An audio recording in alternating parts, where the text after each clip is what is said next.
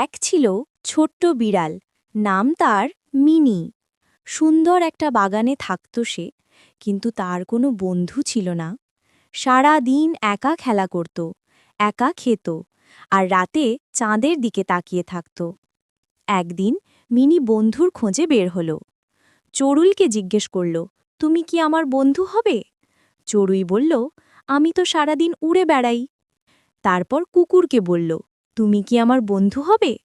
কুকুর বলল, আমি পাহারা দিই, খেলতে পারবো না। মিনি মন খারাপ করে নদীর ধারে বসে পড়ল। ঠিক তখনই ছোট্ট এক ইঁদুর কাদায় পড়ে গেল। মিনি তাকে বাঁচালো। ইঁদুর ভয়ে বলল, তুমি কি আমাকে খাবে? মিনি হেসে বলল, না, আমি শুধু একজন বন্ধু চাই। ইঁদুর খুশি হয়ে বলল, তাহলে আমি তোমার বন্ধু হব।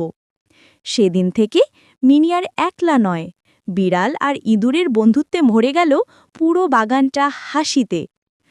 তোমরাও যদি বন্ধুত্বে বিশ্বাস করো, তাহলে ভিডিওটা লাইক করো আর আমাদের চ্যানেলটা সাবস্ক্রাইব করতে ভুলো না।